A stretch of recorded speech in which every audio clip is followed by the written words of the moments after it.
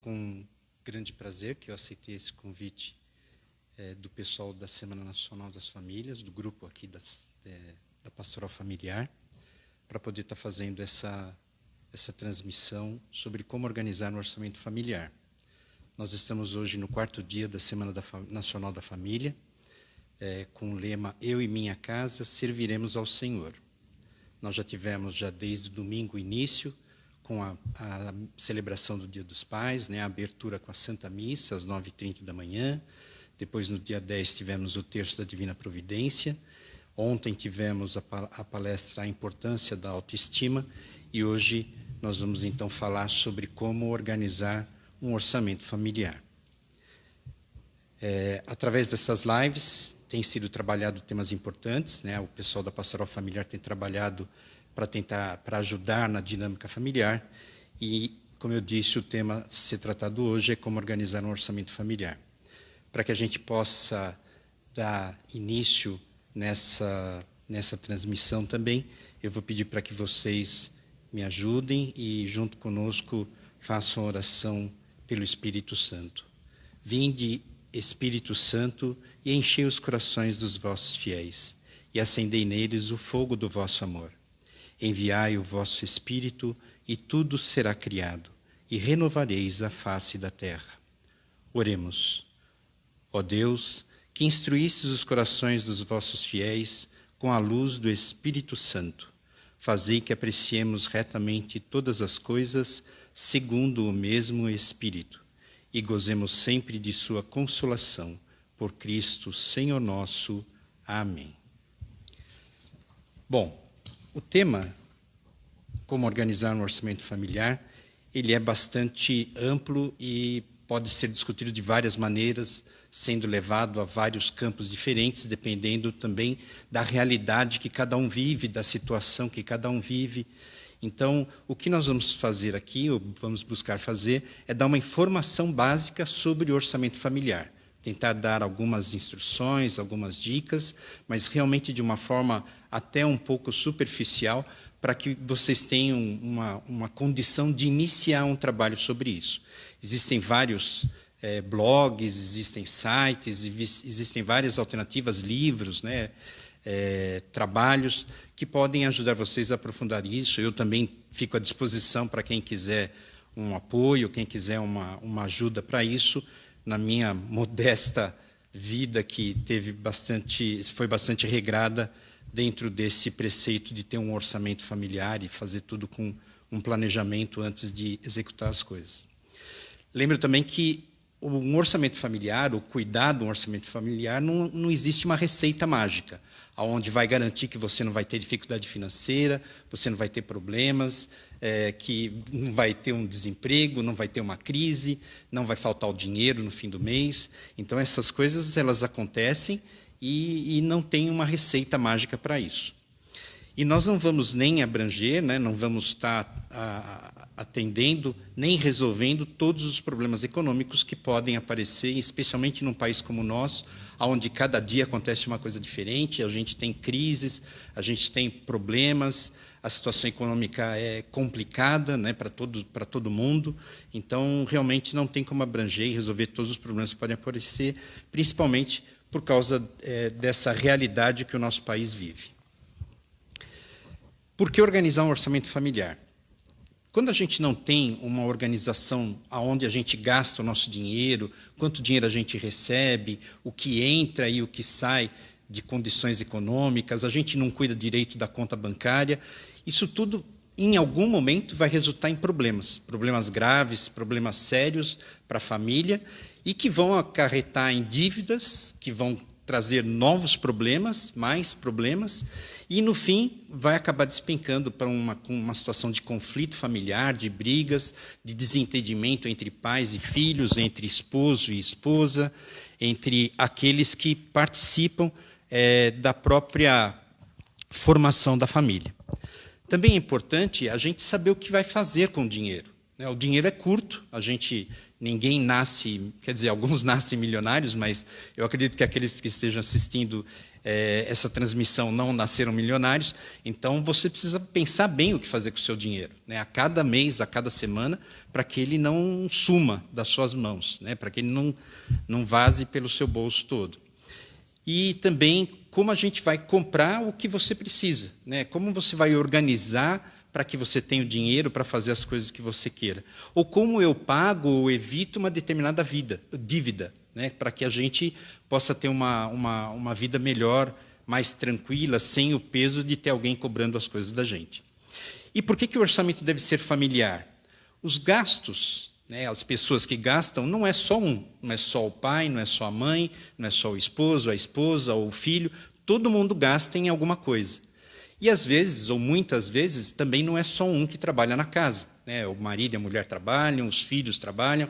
Então, as entradas e as saídas financeiras, né, de dinheiro não é feita por uma pessoa só. Então, não dá para fazer um orçamento familiar por uma pessoa, seja quem for da família.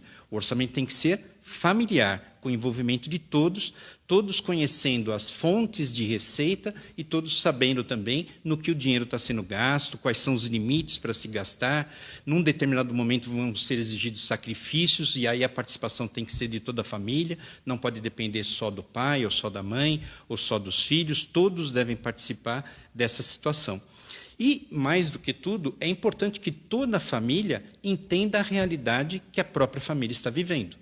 Se a situação está tranquila, se a situação exige um certo cuidado, se a situação realmente está numa situação bastante delicada e todos vão ter que tomar atitudes ou se comprometer com uma ação mais forte de economia, de redução de gastos. Então, o orçamento sempre deve ser feito de uma forma familiar, envolvendo todos os que participam da família. Para fazer isso, para fazer esse envolvimento das pessoas, a gente tem que lembrar que cada pessoa tem uma personalidade diferente. Eu tenho um jeito de pensar, você tem outro, a minha esposa tem outro, meus amigos têm outro, meus filhos têm outro jeito de pensar. Então, cada um tem uma realidade. Além de eu gostar de uma coisa, o outro gostar de outra. Eu sou palmeirense, né, com muito orgulho, né, e uma coisa assim bastante importante, mas tem gente que é corintiano, o que a gente vai fazer, né? Então, a gente tem que ver que cada um tem um jeito diferente, cada um tem um gosto, cada um tem uma prioridade diferente. Tem gente que gosta de ter um carro do ano, o outro já não dá tanta importância para ter um carro, tem gente que gosta de ter um celular mais moderno, o outro já não dá importância para o celular. Então, cada um tem a sua característica e dá importâncias diferentes para as coisas, para aquilo que tem ou que possa ter. Além disso, a gente tem culturas e formações diferentes, né? A gente tem pessoas que podem ter uma formação universitária, mas, ao mesmo tempo, não cuidam necessariamente bem do seu patrimônio, do seu dinheiro. Gente que é mais simples e, por toda a dificuldade, até acaba cuidando melhor do seu patrimônio e do seu dinheiro.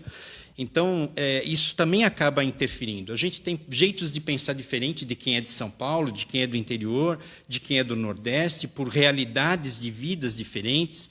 Os nossos pais pensavam diferente, os meus filhos pensam diferente do que eu e a minha esposa pensamos. Então, tudo isso faz com que cada um na família tenha um jeito de pensar diferente e um jeito diferente de encarar como tratar esse aspecto financeiro. Além disso, também a gente tem uma grande influência do meio em que a gente vive. Na escola, você tem, o seu filho pode ter alguém que tem um celular mais novo, ou tem um tênis mais moderno, e aí ele é influenciado que quer ter um igual, ou ele quer participar de algum evento, ou a sua esposa vê que a vizinha arruma o cabelo toda semana, então ela também quer ter isso. Você vê que o seu vizinho está com um carro novo e você quer ter um carro novo.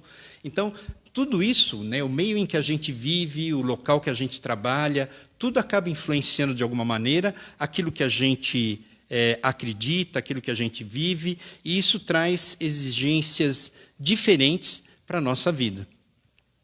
No casal, isso ainda é mais complicado, porque você tem que conciliar personalidades diferentes entre marido e mulher, entre os filhos, prioridades diferentes, com formações, com vindas de famílias diferentes, além de todo o problema que a convivência matrimonial traz.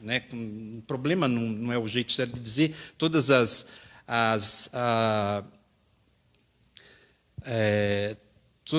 tudo aquilo que traz para a gente poder transpor obstáculos, todos os desafios que a vida do sacramento do matrimônio traz para uma convivência conjunta. Se além disso, dos problemas normais, né, que um casal pode estar vivendo, ainda você acrescenta um problema financeiro, isso só vai se agravar. Mas a gente tem que lembrar que são jeitos de pensar diferente, né? Isso sem, como eu disse antes, a gente esquecer também da realidade dos nossos filhos. Então, é importante a gente conhecer os sonhos e os objetivos, as prioridades de cada um na família. Por isso, o orçamento familiar. Você sabe o que o seu filho gostaria de ter, o que o seu filho gostaria de ser, você discute isso com ele, você e a sua esposa trocam informações sobre como está a situação financeira, sobre o que é preciso fazer, vocês procuram discutir um objetivo comum, de aonde querem chegar, definindo uma prioridade de cada vez para a família, para aquilo que é importante naquele momento para a família tá vivendo e tá conquistando. Lembre também que homens e mulheres pensam de forma diferente, pensam e agem de forma diferente. Jovens e idosos pensam de forma diferente, né? Pais e filhos pensam muito de forma diferente. Além disso, a gente tem que ver que é muito importante discutir e harmonizar todas essas diferenças. A gente tem que entender que, como o orçamento deve ser familiar, a gente deve ouvir cada parte, fazer isso dentro de uma conversa bastante franca e tentar aí conciliar, né, harmonizar, para que a família entenda qual é o principal objetivo naquele momento. Conheça os sonhos, os objetivos de cada um e, ao mesmo tempo, a família discuta como fazer com que se atenda da melhor maneira possível às demandas que cada um dentro da família tem. A gente deve lembrar que a busca por felicidade, né, saúde e prosperidade, né, aquilo que eu tenho, aquele patrimônio que eu possuo, ela diferencia de uma pessoa para outra, de uma família para outra. E a gente tem que definir qual é a prioridade que eu quero ter entre essas coisas. O que é mais importante para mim? É ter um patrimônio? É ter a minha saúde melhor? É ter um plano de saúde melhor? É eu ter uma felicidade de poder estar saindo, fazendo uma viagem ou fazendo um passeio com a minha família, ou o filho poder fazer algum evento, alguma coisa assim? Então, tudo isso tem que ser conciliado dentro da família. É importante a família também distinguir, em cada momento, o que é necessário fazer, né, aquilo que realmente é importante naquele momento, aquilo que é ideal, que eu posso buscar mais para frente, em algum momento da nossa vida, e aquilo que é puro e simples status. Não que não seja importante, para algumas pessoas isso talvez seja importante, mas isso não pode ser a primeira prioridade. A gente tem que sempre tratar aquilo que é necessário, imprescindível para a minha vida naquele momento, aquilo que é ideal, que eu quero buscar mais para frente, e aquilo que é um puro e simples status para mostrar para as outras pessoas. A família também tem que conhecer, de uma forma conjunta, qual é o seu maior problema financeiro hoje. Você sabe disso? Você já discutiu isso com a sua família? Você sabe se você tem dinheiro sobrando, se falta, o dinheiro dá até o final do mês, o dinheiro acaba no dia 15, você consegue pagar todas as suas contas, você tem muitos empréstimos, muitas coisas feitas. O que financeiramente está incomodando a harmonia familiar? O marido gasta demais, o marido acaba esbanjando dinheiro em alguma atividade que não agrega para a família, a esposa acaba não economizando onde poderia, os filhos não entendem que às vezes precisam de alguns sacrifícios. Aonde que é o principal problema da sua família hoje? O que está quebrando essa harmonia familiar por causa de problemas financeiros? Lembre sempre que brigar, né, começar uma discussão por causa de dinheiro, ou ficar culpando o marido, a esposa, os filhos, por causa da situação, não vai resolver o problema. Não vai pagar uma dívida, nem vai aumentar a conta no banco ou o dinheiro que você tem na gaveta. É preciso diálogo, é preciso conversa, muita conversa dentro da família, para entender a realidade e saber como programar aquilo que é prioridade para ser feito. Caridade um com o outro. Lembrar sempre, como eu disse no começo, que as pessoas são diferentes, têm realidades diferentes, têm vivências diferentes, mesmo sendo dentro da mesma família.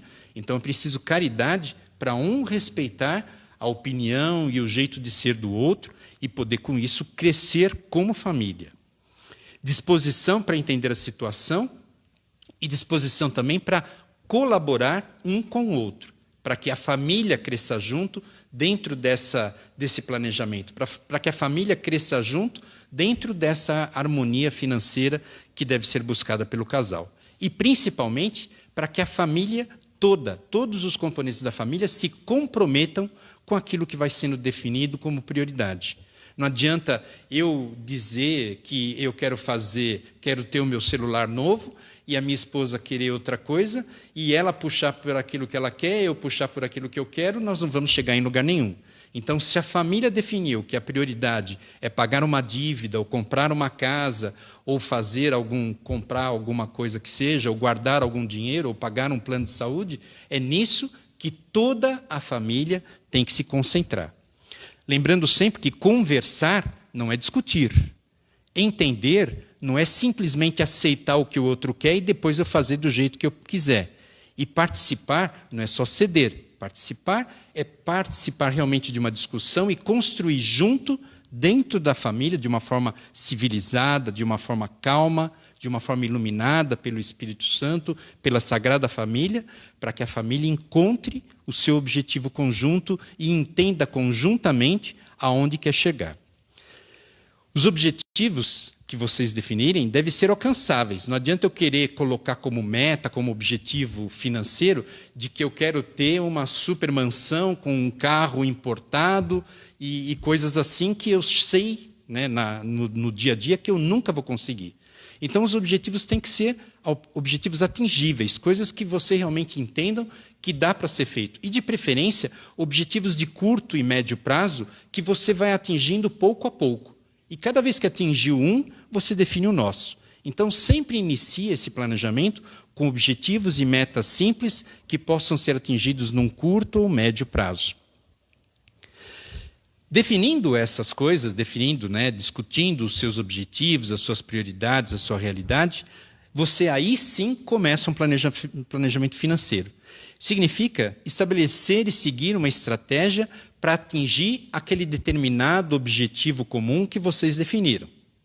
Então, a partir da definição do objetivo, tem que definir agora a estratégia. Como eu vou chegar nesse objetivo de comprar uma casa, de construir, de pagar uma dívida, de pagar ou fazer uma poupança para a escola dos filhos, ou conseguir colocar um plano de saúde dentro do orçamento.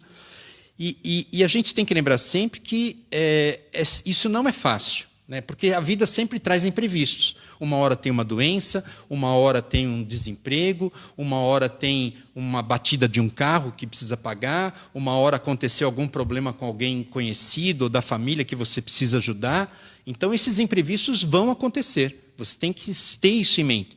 Então, o planejamento não é uma coisa fixa, né, inflexível, onde eu fiz uma vez e eu não mexo mais. Eu tenho que ir adaptando esse planejamento conforme a realidade da vida que a gente vai vivendo. Então, ele tem que ser ajustado conforme essa realidade que a gente vive, mas sempre mantendo o objetivo fixado da onde a gente quer chegar, mesmo que a gente venha adaptando esse objetivo. E é importante organizar os recursos, né, o que ganha, né, as entradas de dinheiro e os gastos, as saídas de dinheiro, para você poder efetivamente, com o tempo, atingir o objetivo. Com certeza, cada um vai ter as suas dificuldades financeiras, dificuldades para atingir o seu objetivo, né? Como eu disse, os imprevistos vão acontecer.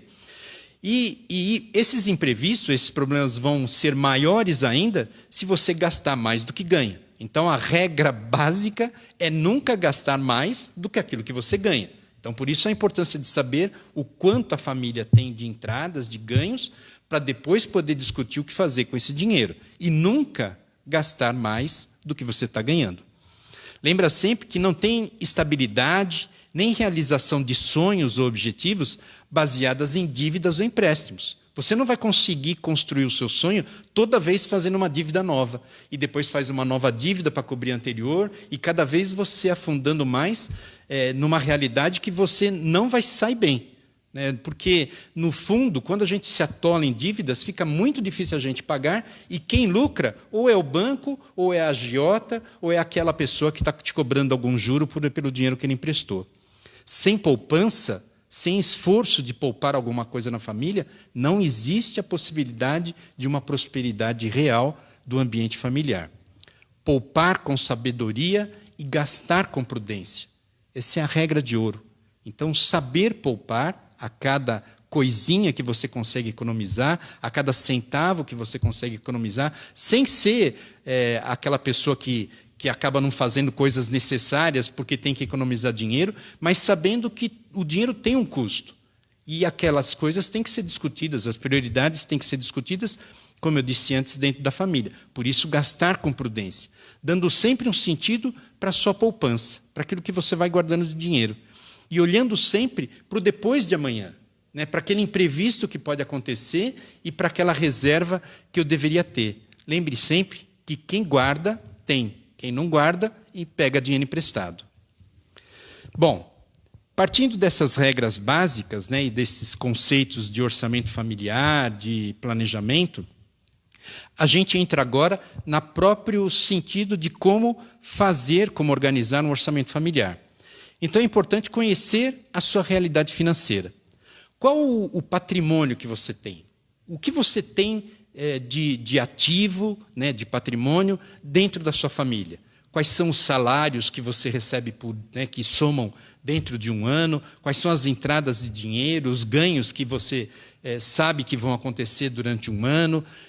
Quanto dinheiro você tem guardado? Se você tem aplicações ou uma poupança?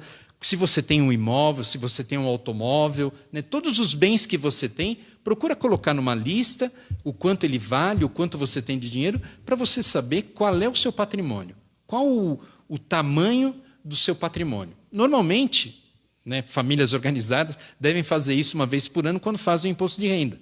Né, isso tem que ser declarado no imposto de renda. Mas nem sempre todo mundo declara tudo no imposto de renda também, o que não é muito correto. Mas você deve, para poder fazer bem o seu orçamento familiar, saber todo o seu patrimônio, saber o que vocês, como família, possuem. Por outro lado, vocês também têm que saber qual é o seu endividamento, qual o seu passivo, quais são as suas dívidas, quais contas que você tem que pagar durante o ano, as prestações que já estão comprometidas, impostos que a gente paga durante o ano, IPTU, imposto de renda, IPVA, né? Impostos também não faltam, taxas que a gente deve pagar, algum empréstimo que vocês tenham feito e que tem que ser pagos, mensalidades de escola, de planos de saúde, de outras coisas, também pôr tudo isso no papel para saber durante o ano qual que deve ser o tamanho do gasto que vocês devem ter. E poder comparar essas duas coisas.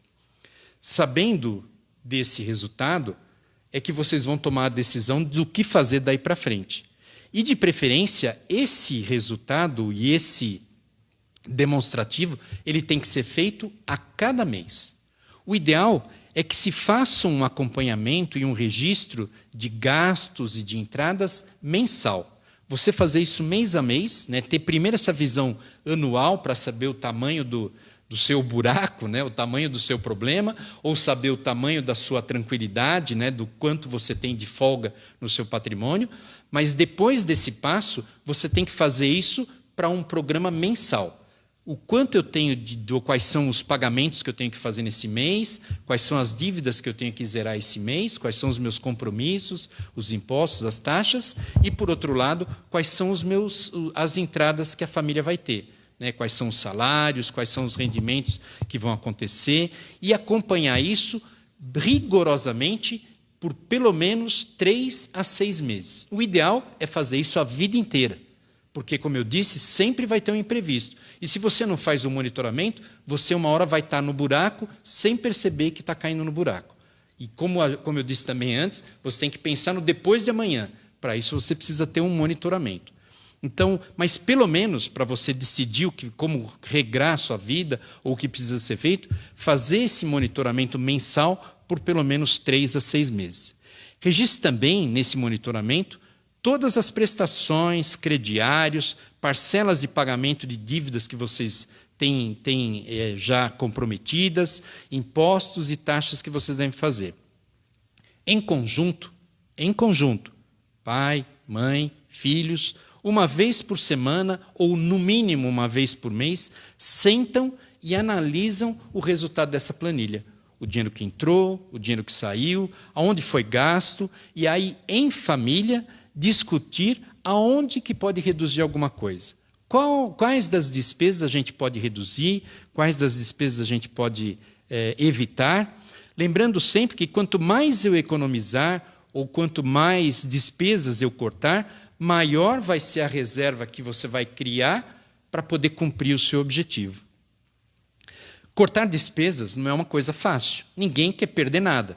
E o ideal é que você gaste sem precisar ficar olhando. Quando você está com amigos e alguém fala, vamos tomar uma cerveja. Você não quer lembrar do teu orçamento e fala assim, puxa, hoje não vai dar, porque já gastei o dinheiro de tomar cerveja do mês.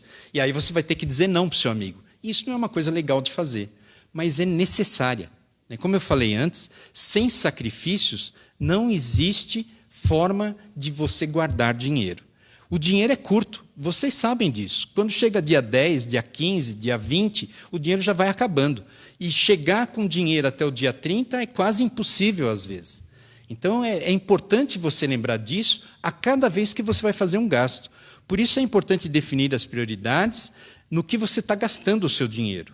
A família discutir isso e se comprometer com alguns sacrifícios. Lembra também que uma boa parte do seu orçamento é para pagar contas de água, luz, telefone, internet e outras coisas que você também tem que analisar e tentar reduzir o custo. Não só por causa do dinheiro, mas também pelo meio ambiente. Mas procurar ver o que você está gastando de energia elétrica, se não pode apagar uma luz mais cedo, se não pode deixar uma coisa desligada, se o pacote do plano de TV ou de internet não pode ser um pouco mais barato, se não dá para negociar um plano diferente, se a conta de água não tem lá um vazamento, ou não pode dar uma reduzida no tempo do banho, que acaba economizando a água e a luz. E dentro disso acaba se conseguindo uma boa economia também. Sempre através de sacrifícios. Dê também prioridade para pagar as coisas à vista. Evite financiamentos. Evite carnês. Nem sempre dá, mas, de preferência, procure pagar à vista. Porque quando você vai pagar à vista, você consegue bons descontos. Você chega lá para o cara que está vendendo e diz, olha, eu tenho dinheiro para pagar à vista, mas eu quero pagar 10% a menos, ou 5% a menos, ou seja lá o desconto que você for negociar. Não tenha vergonha de negociar. Não tenha vergonha de pechinchar. Lembre sempre que é o seu dinheiro. A pessoa que está vendendo, ela quer ganhar o seu dinheiro. Não é um acordo social ou não é uma convivência de amigos que eu não posso mostrar que eu estou querendo pechinchar ou coisa assim. Você tem que fazer isso. Você tem que buscar o melhor preço, buscar a melhor oferta para que você realmente consiga isso. Se você não conseguir pagar à vista, não conseguir guardar o dinheiro para pagar as coisas à vista, tente pelo menos guardar algum dinheiro para dar uma entrada melhor e ter menos valor de prestação. E isso você também consegue, quando você tem um dinheiro para dar de entrada, você consegue também uma boa redução, um bom desconto. Lembre também que toda vez que você for fazer uma prestação ou for fazer alguma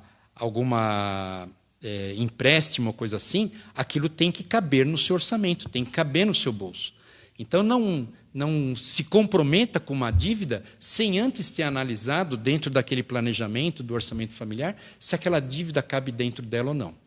Eu lembrei agora de uma coisa que nós combinamos antes, que quando vocês tiverem alguma dúvida ou quiserem fazer alguma pergunta, podem colocar, anotem, mandem aí pelo Facebook, o pessoal, a Amanda vai estar anotando, e depois, no fim, eu vou abrir um espaço para poder estar respondendo aquilo que vocês tenham de dúvida, ou que aquilo que ficou mal esclarecido da minha parte, ou mal colocado, e que vocês queiram complementar ou poder ter um esclarecimento melhor. Então, eu acabei esquecendo isso no começo. Então, lembrem que as dívidas, aquilo que você coloque, tem que caber no seu orçamento. Eu lembro também uma outra coisa muito importante. Cartão de crédito, cartão de débito, é uma coisa muito prática. Você não precisa ficar sacando dinheiro, não precisa ficar andando para lá e para cá. Você pode pagar hoje, você pode comprar hoje para pagar no final do mês ou pagar no mês que vem. Isso é muito prático. Mas se você não controla isso direito, isso realmente vai virar uma bola de neve que você vai ter muita dificuldade para sair dela. Então, você pode usar um cartão de crédito, você pode usar o seu cartão de débito, como eu falei, é bastante prático, mas lembre sempre que a fatura desse cartão vai vir. Ela não vai se perder no meio do caminho entre a loja e o banco. Ela vai vir para você. E vai vir com a cobrança naquele dia.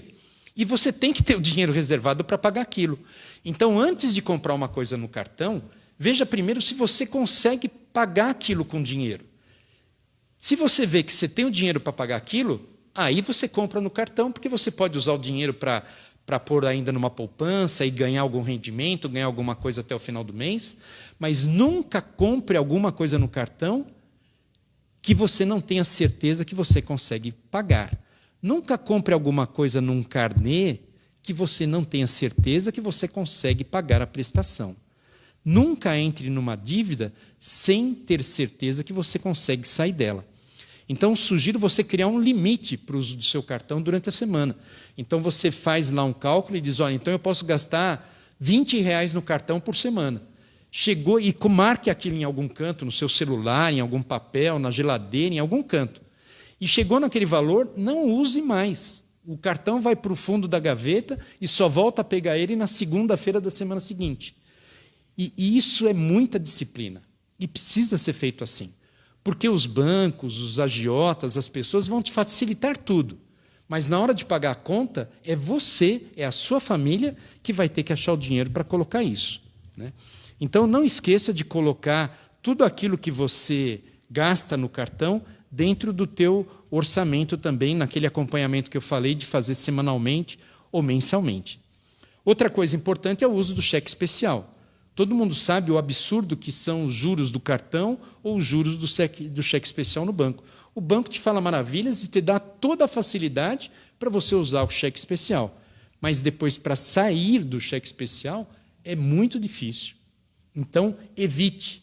Saiba qual o seu saldo no banco, nunca entre no cheque especial. Se entrar no cheque especial, já tem um plano de como vai sair dele. Então, você sabe que você tem que comprar ou pagar alguma coisa no dia 9, mas no dia 10 você já vai receber. Então, é um dia só de cheque especial. Tente negociar isso no banco para não pagar juros desse um dia que fique. E lembre, os juros são absurdos e sempre crescentes. E quem ganha dinheiro no fim é o banco. A gente só perde dinheiro quando a gente acaba usando esses recursos que vão acumulando dívidas e a gente vai se iludindo que consegue comprar alguma coisa, mas, na verdade, você não está comprando. Porque depois você vai ter que se desfazer dessa coisa para poder pagar uma dívida. Às vezes você vai se desfazer de uma coisa até mais importante da sua casa ou de um carro que você precisa para trabalhar, para poder pagar uma dívida de um celular, de uma bobeira que você comprou, que você decidiu fazer e que talvez não fosse tão necessária. Então, lembre sempre que um banco, um agiota, nunca vai perder dinheiro, mas você sempre pode perder dinheiro e, por isso, a importância da família cuidar bem do uso do cartão de crédito, do cartão de débito e do cheque especial. Assim que você conseguir ir criando essa reserva, né, fazendo essas economias, reduzindo as suas despesas, negocie todas as suas dívidas. Procure pagar todas as suas dívidas. E quando for pagar dívida, sempre negocie. É lógico que você pegou R$100 emprestado, o banco vai querer receber 150, porque são os R$100, mais os juros, mais a correção monetária, mais a taxa do banco, mais o rendimento e etc. Ninguém vai querer perder dinheiro. Mas tudo isso, todas essas taxas, todos esses juros, você deve negociar. É muito difícil, é quase impossível, um banco aceitar que você pague menos do que aquilo que você financiou. Mas você negociar um juro a partir do momento que você está pagando o resto da dívida de uma vez, que você está quitando a tua dívida, o banco vai ter o interesse em negociar isso pagando um valor menor do que aquele se você fosse fazer mês a mês, pagando todos os juros e todas as taxas. Então, teve a sua reserva, criou a sua reserva, conseguiu fazer as economias, quite todas as suas dívidas o mais rápido possível. A regra básica é não gastar mais do que você tem. Isso significa não ter dívidas. E isso é muito difícil. A maior parte das famílias hoje está endividada.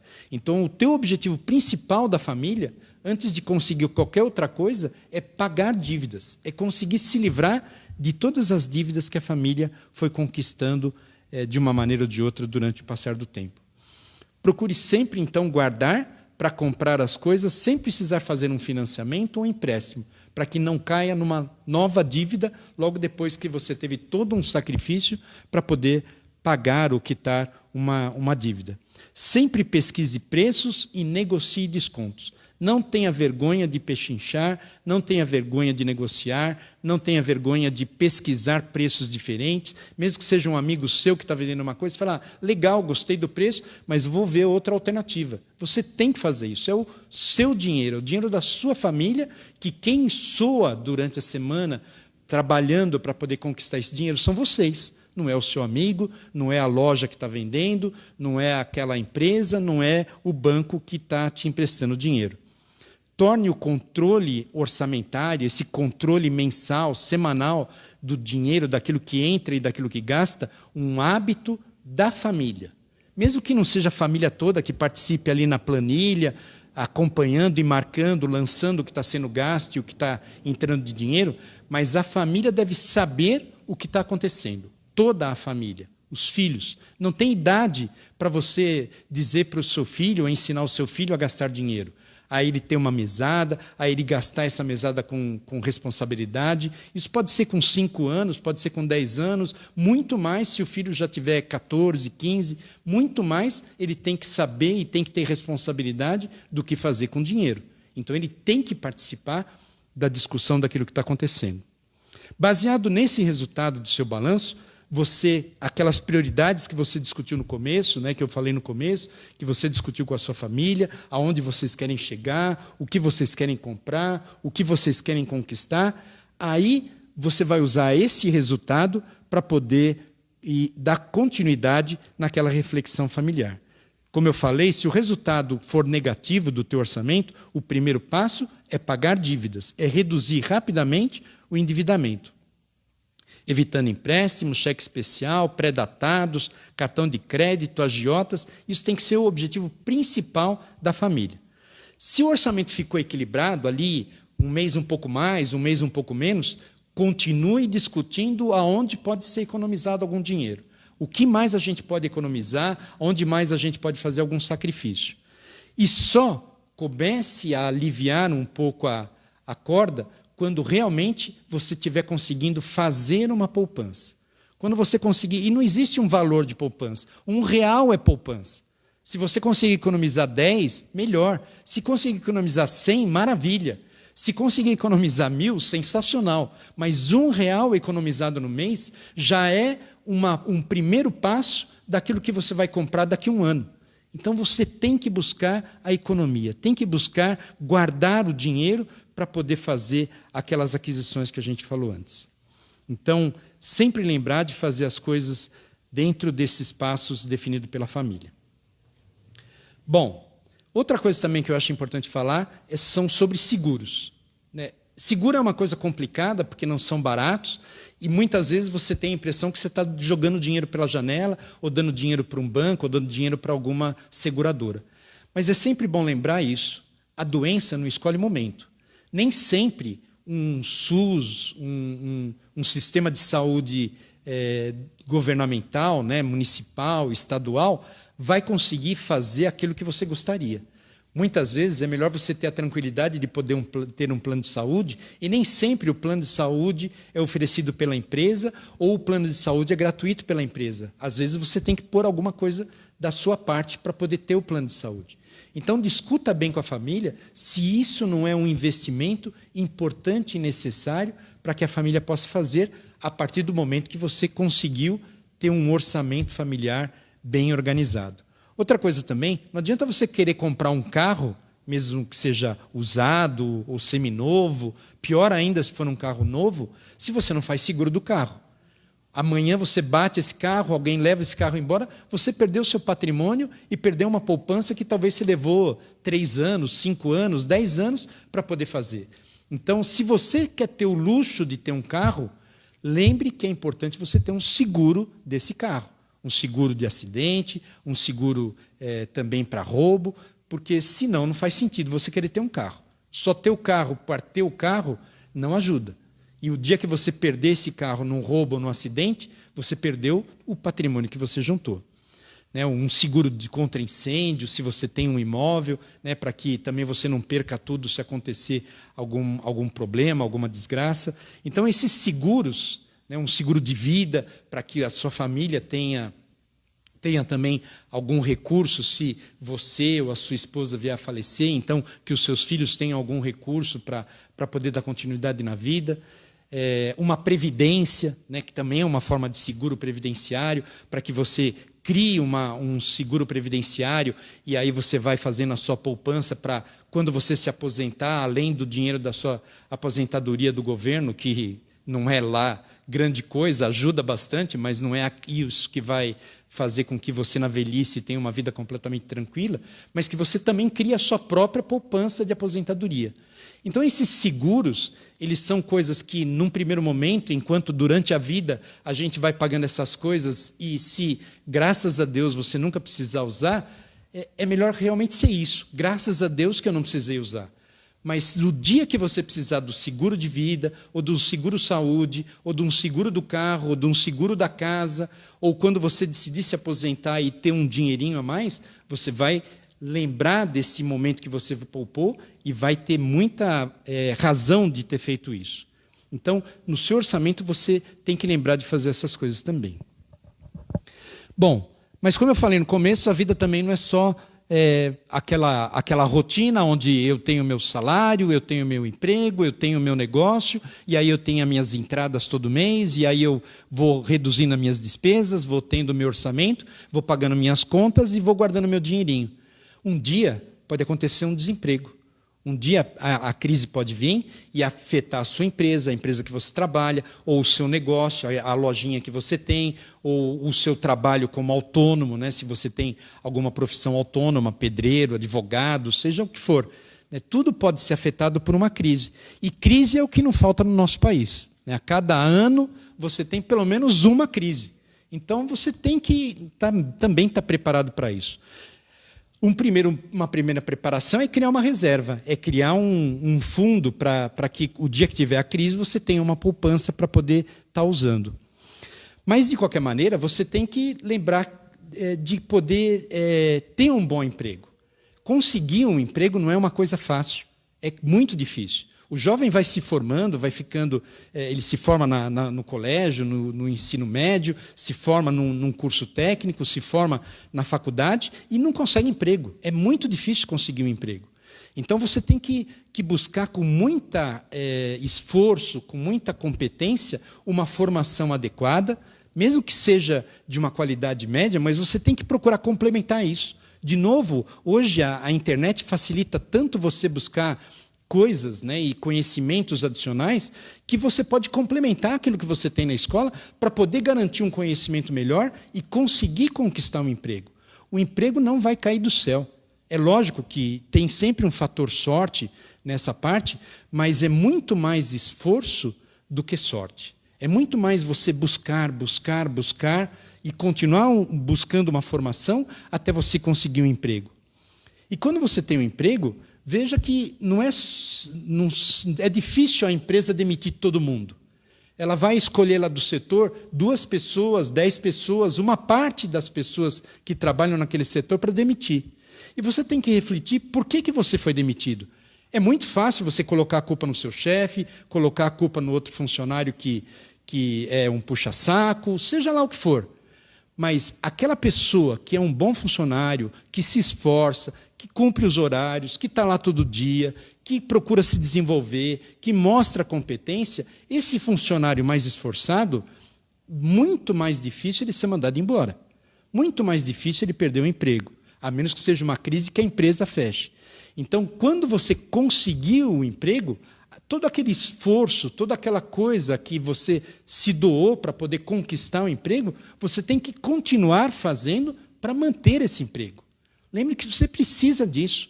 O nosso país tem 12 milhões de desempregados. É muito fácil você virar mais um desses. Então, você tem que se esforçar para poder tentar manter o emprego.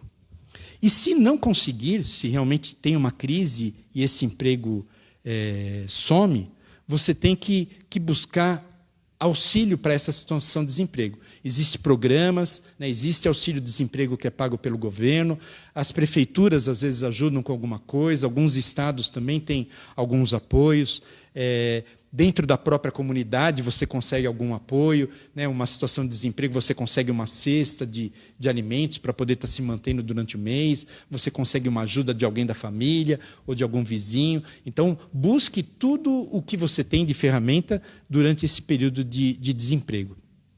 E procure alternativas. Não fique parado. O emprego não vai bater na sua porta e dizer, olha, está aqui, ó, vem trabalhar aqui. Você tem que gastar tempo, gastar energia, se esforçar, como eu falei, continuar se desenvolvendo para poder conquistar um novo emprego. E isso não é fácil, isso é uma coisa que exige muito e que a gente vai ficando desgastado com isso quando acontece isso na vida da gente. Você também pode buscar uma alternativa, se você já não tem, de um trabalho autônomo. Você pode ser um pedreiro, um eletricista, um advogado, um dentista, ter o seu próprio consultório com o tempo, alguma coisa assim, ou trabalhar para alguém de uma forma freelance, né, realmente como autônomo. E aí você tem que se desenvolver para isso também, tem que mostrar competência para isso, fazer uma divulgação dessa sua condição. E o orçamento familiar fica mais importante ainda, porque aquilo que você ganha como autônomo não é uma garantia que na semana que vem você vai ganhar de novo. Um mês você pode ter um serviço e no outro mês não ter nenhum. Uma semana você pode ganhar um bom dinheiro fazendo algum serviço e na semana seguinte não ganha nada. Então você tem que montar um orçamento baseado numa entrada média e fazer com que os gastos se encaixem dentro dessa entrada média, para que eu, de novo, não caia numa situação de gastar um dinheiro que eu não sei se eu vou conseguir receber dentro desse trabalho autônomo que você está fazendo. Mas existem muitas possibilidades, muitas alternativas de trabalho autônomo ou de negócios que você pode fazer. Você pode abrir uma lojinha, hoje existe um pouco mais de facilidade para você abrir um negócio próprio, você pode abrir um negócio em casa, tem muita oportunidade de negócio para ser feita pela internet, de venda, de intermediação, de alguns trabalhos de consultoria, um próprio blog, tudo isso, de uma maneira ou de outra, você consegue também ter um rendimento. Mas, de novo, o dinheiro da empresa, se você decide montar um negocinho ou coisa assim, não é o dinheiro da família. Você tem que separar o rendimento do profissional autônomo, o rendimento que você tem dentro da sua lojinha, da tua vida familiar. Não é porque entrou R$100 ou R$10 de uma venda ou de um serviço que você prestou hoje, que você já vai gastar esses R$10 e R$100. Você tem que fazer de alguma maneira que a sua lojinha, o seu negócio, o seu serviço autônomo, com as ferramentas que você tem que comprar, com o computador que você tem que adquirir, né, com o carro que você tem que manter para prestar o serviço, tudo isso custa dinheiro. E isso tem que entrar na conta também. Então, se você não tem um emprego com uma garantia de renda mensal, mais ainda é importante você ter um orçamento familiar, para que você possa viver dentro dessa situação. Falando de crise também, essa situação que a gente está vivendo hoje, com muitas empresas que reduziram o seu elenco de funcionários, né, fizeram demissões, algumas fizeram acordos de redução de jornada, então o seu salário também diminuiu durante esse período. Então você tem que negociar com todos aqueles que são os seus credores, né, o aluguel que você paga, a conta que você tem, tudo aquilo que você tem de dívida com o banco, tentar negociar para que o banco dê também um fôlego, né, te dê alguns meses para que você possa fazer esse pagamento mais para frente, quando a situação voltar ao normal e o seu salário voltar para a situação normal. Todos os bancos estão aceitando fazer negociações, eu acredito que todos os proprietários de imóvel, né, que têm inquilinos, eles também estão dispostos a fazer a negociação, porque é melhor ele fazer uma negociação agora do que o inquilino parar de pagar, o inquilino sair e ele ter que começar do zero buscar um novo inquilino. Então, sempre busque uma negociação. Não tenha vergonha de fazer negociação, principalmente se você estiver numa situação de crise. E se você estiver numa suspensão de contrato, eu sei que a situação é muito complicada, né? Eu tenho amigos, conhecidos que dependem desse dinheiro que tem que ir buscar no banco e o dinheiro não vem da caixa e não cai o depósito e uma hora funciona, outra hora não funciona. Isso é difícil, mas você tem que ir atrás e tem que usar esses benefícios. Tem que buscar os seus direitos para poder usar esses benefícios todos que são disponíveis. E, principalmente, não se desespere. Mantenha calma, mantenha fé. Lembre sempre que a gente está na mão do Senhor, a gente está na mão de Deus. Tudo aquilo que a gente construir, aquilo que a gente faz dentro da família, tem que ser feito lembrando de que a gente faz isso dentro de um espírito de fé. E não para poder ser, para poder ter, não pode ser esse o objetivo. Então, mantenha a sua fé, mantenha a sua calma, mesmo numa situação de desespero, de crise. Busque apoio, procure alguém que você possa conversar, se você está realmente numa situação muito crítica. Procure ajuda da família, ou como eu disse, de algum conhecido. Procure ajuda religiosa, procure falar com o seu pároco, com alguém que possa te ajudar, talvez a encontrar um caminho, a discutir a situação que você está vivendo.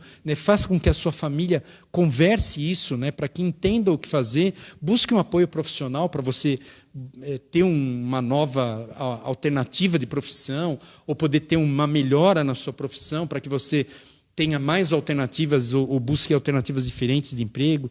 Avalie alternativas de renda, de gastos, de ajuda, junto com a sua família. Não entre em desespero e não transforme num cenário de guerra a sua casa, o seu lar. Isso não vai ajudar, não vai resolver o problema e vai criar novos problemas. Buscar a solução dos seus problemas no bar, ou na vizinha, ou na escola, com os amigos, isso não vai resolver o seu problema. O seu problema vai ser resolvido dentro da sua casa, dentro da sua família. E depois disso, com você discutindo o que fazer, como procurar fazer isso. E como eu falei, procurar auxílios governamentais, existem muitas possibilidades de entidades não governamentais, ONGs também que prestam ajuda. Dentro da igreja também tem formas também que podem ser ajudadas.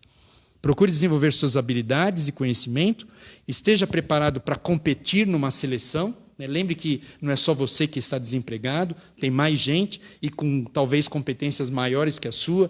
Então, tenta conhecer a empresa antes de você ir para uma entrevista, tenta conhecer quais são a realidade que essa empresa vive, para que você mostre uma diferença.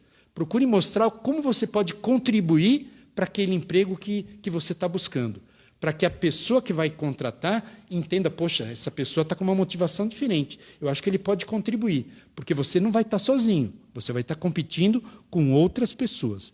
Então, desenvolva as suas habilidades, conhecimento, esteja preparado para competir, ou talvez, se for necessário, iniciar uma nova carreira.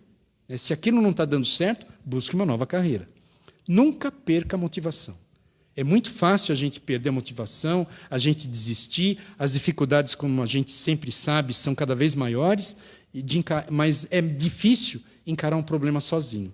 Dentro da família, e com o apoio da Sagrada Família, com o apoio da igreja, com o apoio de Deus na sua casa, a oração, o diálogo na família, sempre vai ter uma luz que vai mostrar o caminho a seguir. Sempre vai ter uma forma de sair da situação que a gente está vivendo. Agora eu abro, não sei se a Amanda tem alguma pergunta, alguém mandou, então talvez possamos estar trabalhando nisso agora.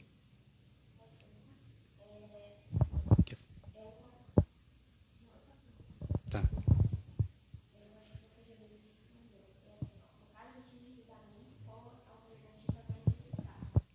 A pergunta, uma das perguntas que teve é, no caso de endividamento, qual a alternativa mais eficaz? O mais eficaz é você primeiro saber por que você entrou em endividamento, qual o problema. Você gastou provavelmente mais do que tinha de dinheiro e você tem que entender isso. Para isso você precisa, como eu disse, uma planilha para poder marcar as suas entradas, as suas saídas e entender aonde você está gastando mais do que aquilo que você recebe. E depois disso, saber identificar aonde fazer as economias, para que comece a sobrar dinheiro para que você possa pagar dívidas e sair delas. O importante sempre é buscar uma saída.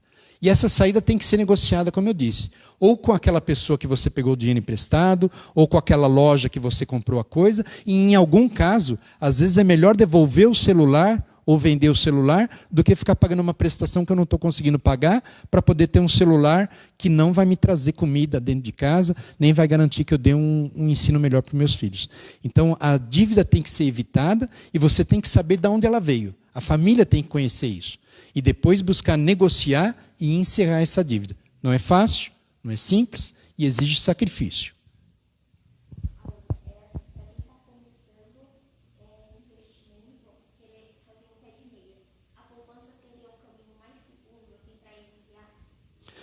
A pergunta é o que fazer com dinheiro, né? Se você está conseguindo juntar alguma reserva, está conseguindo sobrar alguma coisa, se a poupança é o melhor caminho para poder guardar esse dinheiro. Eu digo assim, a poupança ela não é o melhor, mas ela é o mais fácil. Então, se você não tem muita facilidade em acompanhar o mercado, em saber aplicações diferentes de curto prazo, de longo prazo, renda fixa, renda variável, não saia se aventurando em fazer alguma coisa que você não conheça bem.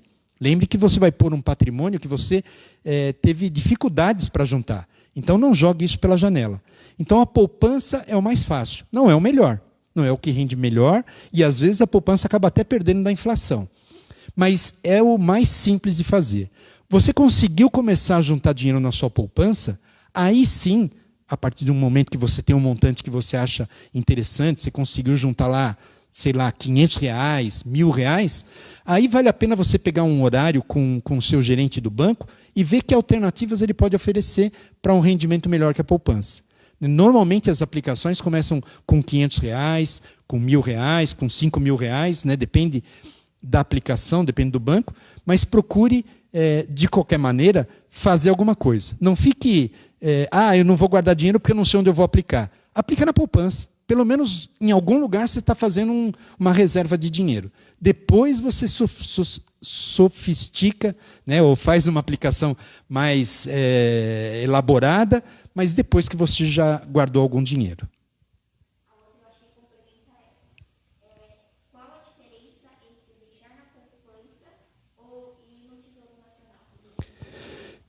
Poupança e Tesouro Nacional. Como eu falei, a poupança é um investimento mais simples, você abre e faz. O Tesouro Nacional, você compra uma letra do Tesouro Nacional, você faz o investimento. O rendimento é um pouco melhor que a poupança, é melhor do que a poupança, mas também não é uma coisa de retorno garantido, né? Também é uma coisa que eu digo assim, você não vai, não é que vão sumir com o seu dinheiro, mas não quer dizer que você tenha um melhor retorno, né? Que você tenha um melhor rendimento quando você compra a letra do Tesouro Nacional. Por isso eu digo, o melhor, quando você conseguir juntar R$500, R$1.000 na sua poupança, procure o gerente do banco e discuta alternativas com ele. É lógico que você pode comprar a letra do Tesouro Nacional, ou pode comprar ações, ou fazer investimentos sem ir no banco, fazer isso direto. Mas, de novo, se você não tem conhecimento, se você não pesquisou, se você não buscou conhecer melhor as alternativas, não se aventure a aplicar dinheiro em qualquer lugar, porque o dinheiro pode ir muito fácil, né? Então, você perder um patrimônio que você teve dificuldade para juntar, é melhor não fazer. Então, poupança, letra do Tesouro Nacional, o letra do Tesouro Nacional é melhor, mas antes de comprar a letra do Tesouro Nacional, eu acho melhor você juntar algum dinheiro na poupança e falar com o seu gerente do banco de quais seriam as alternativas de aplicação, que pode até ser a letra do Tesouro Nacional.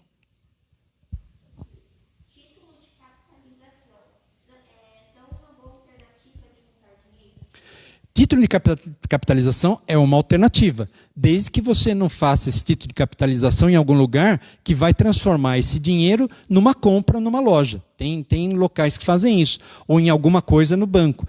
Então, se é um título de capitalização que realmente é uma poupança, de novo, compare o rendimento. Veja quanto você ganha na poupança, quanto você vai ganhar no título de capitalização. Se você conseguiu juntar um pouco mais de dinheiro, qual a alternativa que o gerente oferece? O título de capitalização é uma e eu ganho tanto. E as outras alternativas, quais existem? Você pode entrar no site do banco e pesquisar, entrar na internet e pesquisar, perguntar para algum amigo que já aplica, perguntar para pessoas conhecidas que você sabe que tem algum dinheiro aplicado. Sempre é melhor. E, assim, O ideal mesmo é que você tenha uma aplicação que te ajude a atingir um objetivo de vida. Guardar dinheiro por guardar dinheiro nunca é um objetivo. Isso não existe isso. Eu guardar por guardar dinheiro. Eu tenho que guardar com objetivo. Seja o objetivo de construir uma casa, de comprar uma casa, de fazer uma viagem, de poder dar educação melhor para os meus filhos, de fazer uma reserva para a minha aposentadoria, para quando eu me aposentar. Então tem que ter um objetivo. Toda poupança tem que ter um objetivo.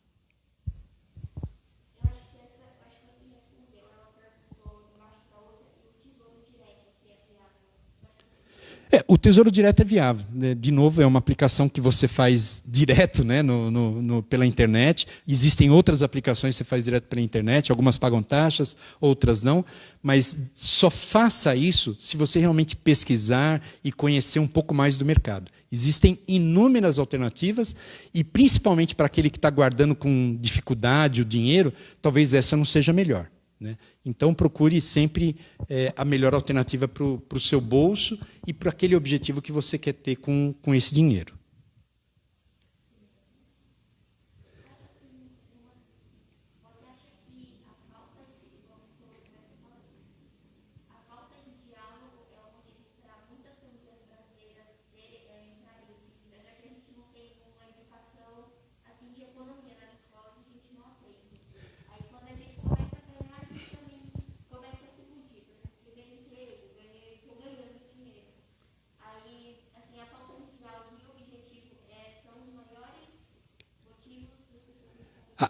Eu não sei se vocês conseguem ouvir ou se ouviram, mas a Amanda está perguntando se a falta de diálogo, de conversa na família é o principal motivo da falta de dinheiro, das pessoas se endividarem. Eu digo assim, a família onde pai, mãe, filhos não conhecem a realidade financeira, isso só vai dar problema. Em algum momento nessa família, isso vai trazer um problema. E às vezes você tem um marido que tem na sua ingenuidade ou na sua ignorância, às vezes, de que ele é o homem da casa e que é o homem da casa que tem que definir o que vai fazer do dinheiro e cuidar do dinheiro. Isso não existe. Isso nunca existiu e nem hoje, nos dias de hoje, cabe mais uma coisa dessa. É responsabilidade do casal, e é responsabilidade, na verdade, da família. Não dá para deixar os filhos sem saberem a dificuldade que é ganhar R$1, ganhar R$10, ganhar o salário do mês, o salário da semana. Os filhos têm que saber a dificuldade que é isso. Os filhos têm que saber que não dá para comprar um celular novo uma vez por ano. Não dá para trocar o tênis todo mês ou cada 6 meses. Não dá para comprar uma roupa nova só porque o colega tem uma roupa nova. Então, o filho tem que entender a realidade que vive. E o filho tem que participar dessa discussão. Se você tem o costume de dar algum dinheiro para o seu filho semanalmente ou mensalmente, esse dinheiro tem que ser dado em troca de alguma coisa. Ele tem que ajudar na casa, ele tem que fazer alguma arrumação, alguma limpeza, ou ajudar em fazer alguma coisa. Sem nenhum serviço, não dê dinheiro para o seu filho. Ele vai se tornar uma pessoa encostada. Ele vai achar que o dinheiro vem fácil, sem precisar fazer nada. Então, desde criança, você tem que discutir naquele sentido que eu falei no começo, conversar dentro da família como usar o dinheiro. Qual a dificuldade que a família está tendo para o dinheiro? A dificuldade não é só do pai ou da mãe, a dificuldade é da família. E a família toda tem que entender o sacrifício que é ganhar o dinheiro, inclusive os filhos. Ele não pode receber um tênis de graça. Ele tem que fazer alguma coisa para dar de troca para esse tênis. Algum trabalho, alguma ajuda na casa, ajudar o pai, ajudar a mãe, fazer alguma coisa, ou estudar mais. Alguma coisa tem que ter em troca para ele ganhar alguma coisa. Então, o diálogo na família é imprescindível para que a família entenda a situação que vive e dê cada passo dentro dessa conversa. Uma família que não conversa, que não dialoga, não vai ter só problemas financeiros. É uma família que não vai durar. É uma família que vai acabar porque um não está entendendo a condição e a situação que o outro está vivendo. Um não está ajudando, não está entendendo a situação que a esposa está vivendo ou que o marido está vivendo. Então, o diálogo é imprescindível na família. Não é uma coisa fácil. Nós comemoramos essa semana 45 anos de namoro, eu e a minha esposa. Nós já temos 40 anos de casado, 41 anos de casado. E não é fácil. A gente briga né? Não é o tempo todo uma maravilha, mas o importante é conversar. Né? Tem coisas que ela concorda, tem coisas que ela não concorda, tem coisas que eu gosto, tem coisas que eu não gosto, e isso é normal. Ela é um ser humano diferente de mim. E eu tenho que entender, eu tenho que ter a caridade de entender isso, e ela também.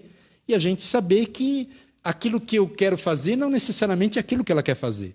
Isso tem que ser feito em conjunto. E com os filhos, mais ainda. Mais diálogo ainda.